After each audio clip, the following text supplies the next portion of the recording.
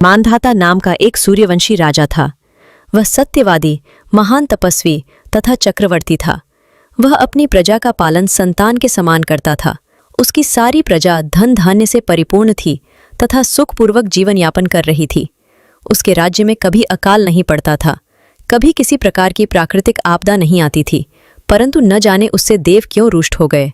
न मालूम राजा से क्या भूल हो गई कि एक बार उसके राज्य में भयंकर अकाल पड़ गया तथा प्रजा अन्न के अभाव के कारण अत्यंत दुखी रहने लगी। राज्य में यज्ञ होने बंद हो गए। अकाल से पीड़ित प्रजा एक दिन दुखी होकर राजा के समक्ष जाकर प्रार्थना करने लगी, हे राजन, समस्त संसार की सृष्टि का मुख्य आधार वर्षा है। इसी वर्षा के अभाव से राज्य में अकाल पड़ गया है और अकाल से प्रजा मर रही है। हे भूपति, आप कोई ऐसा जतन कीजिए जिससे हम लोगों का कष्ट दूर हो सके। यदि शीघ्र ही अकाल से मुक्ति न मिली तो विवश होकर प्रजा को किसी अन्य राज्य में शरण लेनी होगी। तब राजा अंगिरा मुनि के आश्रम पर गए और बोले, मेरे राज्य में 3 वर्ष से वर्षा नहीं हो रही है।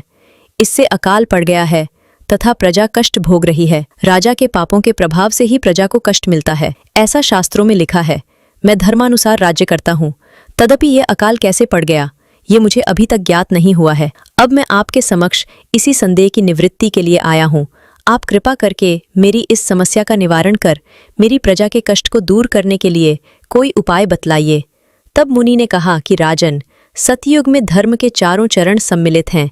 यह युग सभी युगों में उत्तम है।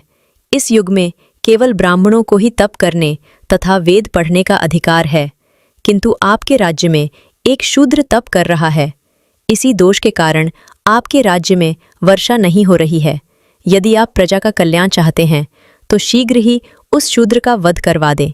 जब तक आप ये कार्य नहीं कर लेते तब तक आपका राज्य अकाल की पीड़ा से कभी मुक्त नहीं हो सकता।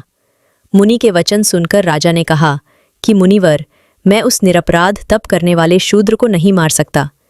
किसी निर्दोष मनुष्य की हत्या करना मेरे नियमों के विरुद्ध है तथा मेरी आत्मा इसे किसी भी स्थिति में स्वीकार नहीं करेगी। आप इस दोष से मुक्ति का कोई अन्य उपाय बतलाइए। तब मुनि ने कहा कि राजन, तुम आषाढ़ मास के शुक्ल पक्ष की देवशयनी एकादशी का व्रत अपनी पूरी प्रजा के साथ करो। तुम्हारे राज्य पर इंद्रदेव जरूर बरसात करेंगे।